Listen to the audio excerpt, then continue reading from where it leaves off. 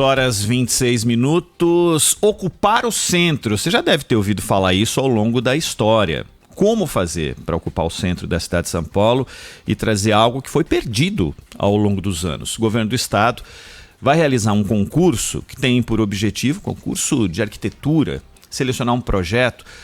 Para essa obra, você deve ter ouvido falar ao longo da semana aqui na Rádio Bandeirantes, falamos muito, novo centro administrativo do governo do estado de São Paulo, que pretende estar ali na região de Campos Elíseos. Para falar sobre isso, nós estamos com o Guilherme Afif Domingos, secretário estadual de projetos estratégicos. Como vai, secretário? Bom dia. Bom dia, Ronald. Bom dia, Thaís. Tudo bem? Tudo bem, seja bem-vindo aqui no Jornal Gente. Secretário, tem que começar fazendo uma pergunta. Ocupar o centro, como eu disse no começo, sempre foi uma ideia de governantes, seja do município, do governo do estado, para mudar a realidade, essa realidade que a gente tem há tantas décadas ali na região central e que não nos agrada. Por que isso nunca aconteceu ao longo dos tempos? De fato, o centro foi gradativamente abandonado, né? Depois, toda essa situação de usuários de droga nas ruas é consequência direta do abandono e de falta de habitações no centro. O que se procurou povoar o centro foi levar algumas secretarias, levar algumas repartições para o centro, mas às 6 horas da tarde fecha e acabou. Não tem ninguém vivendo lá. E a vivência é fundamental para uma cidade funcionar normalmente. Então, o governador Tarcísio, e essa é uma ideia que a gente tem já há mais de 10 anos, ele resolveu peitar o projeto de se criar efetivamente um centro administrativo com todas as secretarias, com todas as repartições instaladas em torno da Praça Princesa Isabel, que é o epicentro do primeiro loteamento organizado na cidade de São Paulo, em 1800 e tanto, né? Final do século XIX, início do século XX. Foi feito por 2 engenheiros alemães, Notman e Glett. Aliás, são o nome das ruas principais lá dos Campos Elíseos, em torno do palácio, que está hoje preservado, está conservado.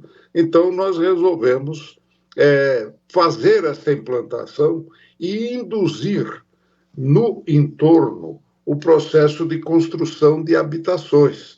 Habitações de classe popular, de classe média, enfim, como é uma cidade normal que deve funcionar. Então, nós resolvemos, através de um concurso público, fazer exatamente esse concurso para o projeto de implantação deste grande centro administrativo. Os detalhes eu dou no decorrer da entrevista. Então, vamos a eles, secretário. Desapropriações no entorno da Praça Princesa Isabel, suponho eu que serão muitas, para que essa região possa abrigar esse centro administrativo. Qual que é o projeto em relação a isso e quais são os parâmetros que são dados pelo governo do estado para esse concurso? Bom, perfeito. Desapropriações. Nós temos lá, aliás, é baixa densidade ocupacional no entorno. O comércio no entorno é um comércio pequeno, que é mais de oficina mecânica, de borracheiros, de estacionamentos. Então, não tem assim uma densidade ocupacional com lojas. Todos terão justa indenização, como é feito em todo o processo desapropriatório do Estado. Segundo, as habitações. Em termos de habitações, nós constatamos inicialmente cerca de 240 habitações. Essas habitações, elas ou serão indenizadas ou serão removidas para o entorno em oferta de habitação de interesse popular, que se já tem o planejamento para isso. Portanto, ela vai funcionar normalmente dentro dos critérios que já funcionam no Estado. Quando você vai fazer metrô, e outros tipos de obras, você tem um processo desapropriatório que o Estado já está acostumado. Então, você tem o acordo, você tem a judicialização, você tem tudo aquilo que está em torno de um processo desapropriatório. Esse processo de desapropriação será executado pelo concessionário que ganhar a concorrência na construção e administração do conjunto desses prédios. Secretário, esse concessionário, ele vai explorar, né, pelo projeto ilustrativo que foi mostrado, vai explorar toda a parte térrea dos prédios com um sem número de ofertas diferentes, ou de comércio, seja lá de serviços, do que for. Ele banca que percentual dessa obra que passa dos 3 bi? Olha, o Estado vai fazer uma contraprestação durante 30 anos. Quer dizer, o valor desembolsado pelo concessionário é um valor que vai ser financiado, porque essa propriedade é do Estado. O terreno será do Estado. Portanto, a construção vai reembolsá-lo, num prazo de 30 anos, do valor que é investido. Além disso, ele tem a administração de todos os prédios, e tem a exploração daquilo que nós chamamos fachada ativa. Todos esses prédios terão em seus térreos, ligados à praça, uma espécie de shopping aberto para a rua. Portanto, esse não é prédio, esses prédios bonitos da Faria Lima, que são todos cercados por grades. Vocês vejam que não tem acesso, circulação pública. Aqui não, vai ter a circulação pública funcionando como um bairro normal. E a exploração deste comércio é feito pelo próprio concessionário como uma espécie de administrador de shopping. Secretário, pelo projeto, o que migra para esse centro administrativo? Toda a gestão pública estadual? Alguma secretaria permanece onde está? Quem é que vai para lá? Não, em princípio são todas as secretarias. Então, são 27 secretarias e mais as autarquias e as empresas públicas também. Portanto, é um conjunto de cerca de 22 mil funcionários que deverão ser deslocados para trabalhar ali, na Praça Princesa Isabel. Isso facilita demais o contato e a administração pública, porque hoje, bom, vocês estão aí no Morumbi, vocês sabem a dificuldade de poder se chegar aí. Qualquer secretário que tenha uma secretaria esparramada ou espalhada por 60 estabelecimentos em torno da cidade de São Paulo, para chegar no Morumbi para despachar, é 1 hora para ir, 1 hora para voltar, no mínimo. Ali, em vez de atravessar a cidade, você vai atravessar a praça, né? Fica mais perto, tudo fica mais concentrado. E isso traz uma economia administrativa de cerca de 200 milhões por ano, porque hoje nós ocupamos cerca de 60 prédios, como eu já disse, com uma metragem de 800 mil metros. E nós vamos para uma metragem de 240 mil metros. E a gente paga a manutenção por metro quadrado. Portanto, você tem uma sensível redução. Aí você pergunta, mas ficar todo mundo apinhado? Não. Hoje os prédios modernos são aqueles de laje inteira, com as baias de trabalho funcionando até em rodízio, que você possa utilizar a mesa, possa utilizar o computador. Então, isso moderniza a administração. Acabou aquela história de cada um ter uma sala, ter um cubículo. Hoje são 35 metros quadrados por funcionário. E nós teremos, então, de 8 a 9 metros quadrados por funcionário. Nós teremos, então, um ganho administrativo bastante grande. Agora, uma dúvida, secretário. Boa parte hoje dessas secretarias e autarquias opera no centro, não nos Campos Elíseos, mas em outros locais do centro. Não só no centro, mas também.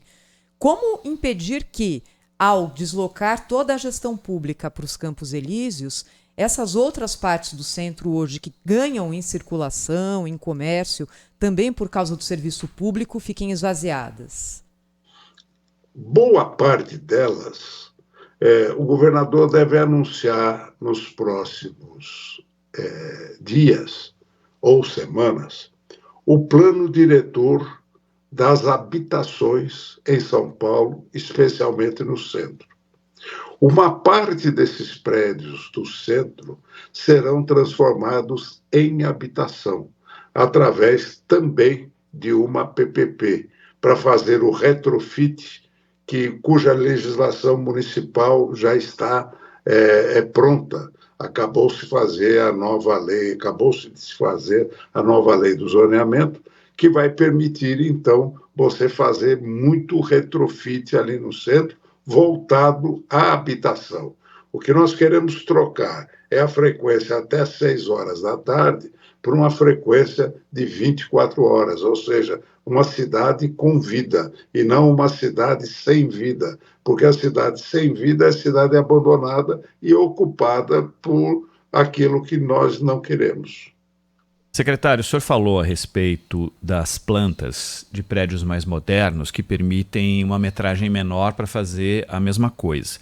Esse é um dos motivos e aí eu vou colocar aqui alguns comentários que eu vi a respeito do projeto de pessoas em cima de reportagens, e aí tem um monte de comentário embaixo, a favor, contra, neutro, enfim. Por que o projeto não é viável transformando o que já existe lá, os prédios históricos, os que estão vazios? Esse retrofit para habitação não poderia ser uma realidade também para a administração, ou essa otimização de espaço ficaria prejudicada? Ela fica prejudicada até porque tem espaços. Vamos dar um exemplo. O Caetano de Campos. Ele não vai virar habitação, nem vai ser demolido. Ali vai ter que ser reorientado. Então, você tem muitos prédios que são prédios tombados, são prédios antigos, que nós vamos aproveitar para a área de cultura, por exemplo. A ideia no Caetano de Campos por exemplo, é trazer a Escola de Música Tom Jobim, que está lá perto da Sala São Paulo, num prédio alugado. Portanto, a Praça da República merece um equipamento cultural de grande porte. Outra praça é o Pátio do Colégio. Você tem lá 2 prédios remanescentes da antiga sede do governo do Estado, onde está a Secretaria da Justiça. São prédios históricos, bonitos, restaurados. Ali é para colocar o Museu da História da Cidade, o Museu do Índio, o próprio Museu das Favelas, que hoje foi colocado nos Campos Elíseos, e como nós vamos ocupar os Campos Elíseos, será deslocado, por exemplo, para o Pátio do Colégio. E assim nós vamos fazer com os prédios históricos. Os prédios que não são históricos, eles serão transformados ou reconstruídos através da iniciativa privada. A gente está conversando ao vivo aqui na Rádio Bandeirantes com o secretário estadual de Projetos Estratégicos, Guilherme Afife Domingos, que está contando tudo para a gente sobre esse projeto do governo do estado de criar um centro administrativo no entorno da Praça Princesa Isabel, nos Campos Elíseos. E aí, secretário, o senhor me dá a oportunidade de perguntar qual é o destino, dentro desse projeto, para 2 prédios históricos. O senhor já falou de um, que é o Palácio dos Campos Elíseos, já foi sede do governo do estado e recentemente foi transformado em um museu, o Museu das Favelas, e também do Palácio dos Bandeirantes, que hoje é a sede do governo estadual. De que forma esse projeto trata esses 2 edifícios, essas 2 construções históricas? Isso, exatamente os 2, nós deixaremos mais para o fim, porque são prédios próprios, com uso, né? É o gabinete do governador, com aquilo que o cerca, Casa Civil, Casa Militar, que é o que é ocupado nos Bandeirantes. Nós vamos preparar lá a Praça Princesa Isabel, reinstalando um gabinete do governo, onde o governador vai despachar no Palácio dos Campos Elíseos, exatamente para atender essa concentração das secretarias. Porém, não vai morar no Palácio dos Campos Elíseos. No anexo do Palácio dos Campos Elíseos, nós estamos estudando fazer um prédio que está fora do concurso, que é um prédio de uma espécie de anexo ao palácio, para que se dê condição de um futuro governador que queira já se instalar de uma vez. E aí nós vamos ver o que nós vamos fazer com o Palácio dos Bandeirantes.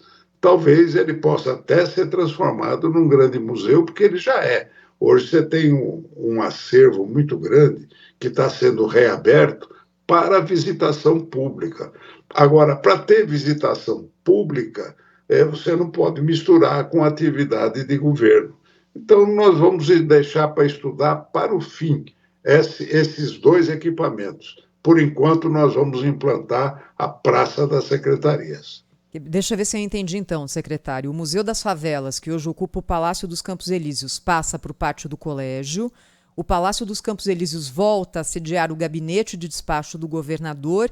Em relação à residência oficial, ainda há uma decisão a ser tomada sobre ou o Palácio dos Bandeirantes ou um outro edifício no centro, é isso? Sim.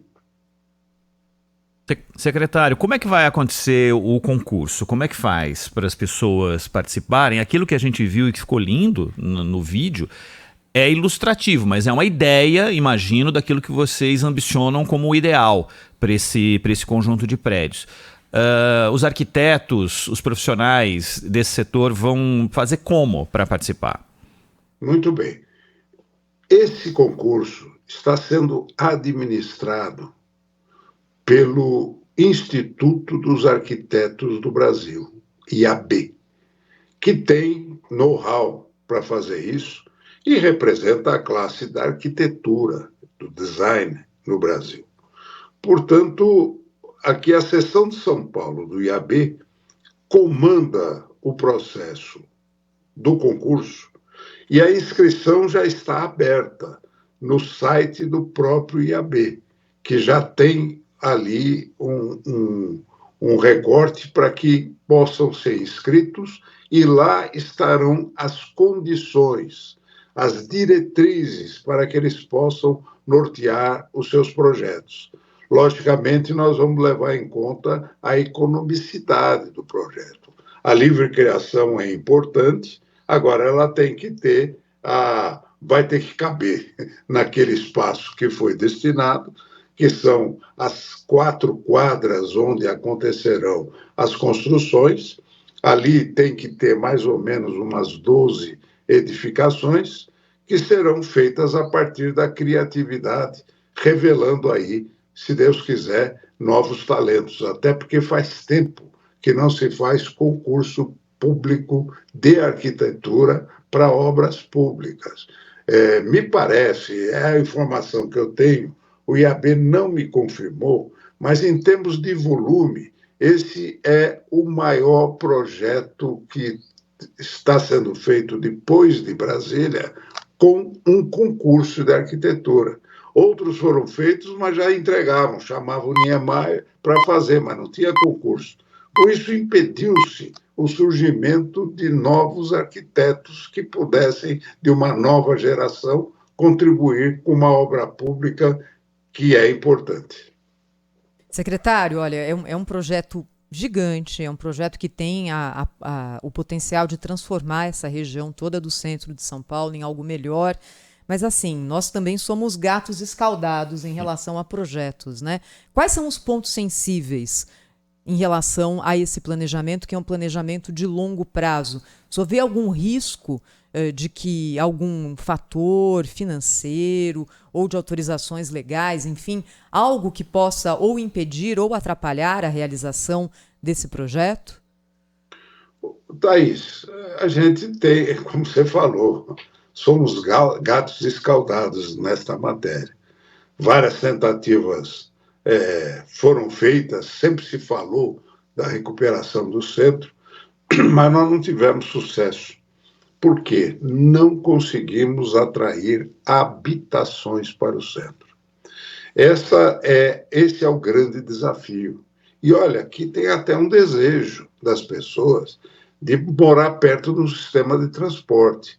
Ali você tem toda uma cadeia de transporte, de trem, de metrô, de ônibus, enfim, todas as linhas circulam ali no centro. Portanto, em matéria de mobilidade, não adianta você construir habitação cada dia mais longe, que você tem que levar metrô, tem que levar escola, surgindo esses novos bairros. Nós estamos concentrados numa região. Agora, isso vai depender também não só do setor público, mas como da iniciativa privada, em termos de começar a investir na oferta imobiliária neste entorno. Para isso, eles precisam acreditar que o governo acredita. Então, eles precisam ver a obra do governo acontecendo.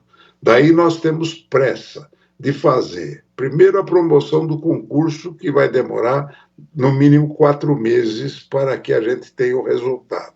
A partir do projeto vencedor, haverá o projeto detalhado feito pelo arquiteto que venceu e que será efetivamente leiloado a partir daquele projeto, quando nós vamos fazer o leilão de investidores.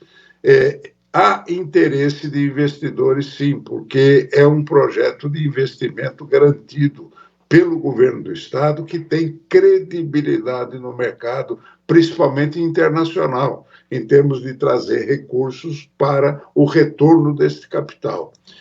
A obra é o mais simples. Você tem todos os tropeços iniciais, você pode ter contestação jurídica, você pode... Enfim, nós estamos preparados para tudo, mas é para fazer. A ordem do governador é para fazer. Dentro de um prazo de mais ou menos uns 4 anos, no máximo a 5 anos, estará pronta a parte do Estado.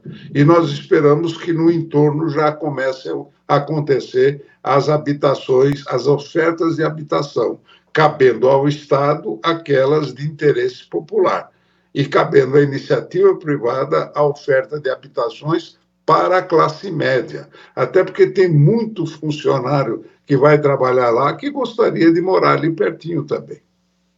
É verdade. O senhor tem ido recentemente a essa região da cidade, secretário? Como é que está hoje lá, hein? Ela está bem melhor, porque aí tem uma presença mais maciça da polícia. Agora, o problema da população de rua, ele está sendo tratado. E não é uma coisa que você vai tirar a turma no tapa, você não tira. É um processo que está sendo comandado pelo nosso vice-governador Felício, com o Hub, que está aumentando muito o atendimento, porque as pessoas, quando percebem que entrou para valer, elas vão aceitando o aspecto da internação, vão aceitando o aspecto da recuperação, da aproximação com a família. Então, esse é um projeto que, nesses 4, 5 anos, nós tendemos a esvaziar esta concentração de população naquela região. Queria agradecer ao secretário Guilherme Afife Domingos, secretário estadual de Projetos Estratégicos do Governo do Estado de São Paulo. Obrigada, viu, secretário, pela sua conversa, pelo seu tempo aqui dedicado ao ouvinte da Rádio Bandeirantes. Aproveito para lhe desejar uma ótima Páscoa. Muito obrigado, Thaís, a você, ao Ronald, a todos que nos ouvem e que, se Deus quiser, ainda nós vamos voltar, porque os problemas vão surgindo e nós vamos solucionando. E agradeço o apoio que vocês têm nos dado a essa ideia. Muito obrigado, viu? E uma feliz Páscoa a todos. Muito obrigada. 8h50. Você está ligado conosco aqui no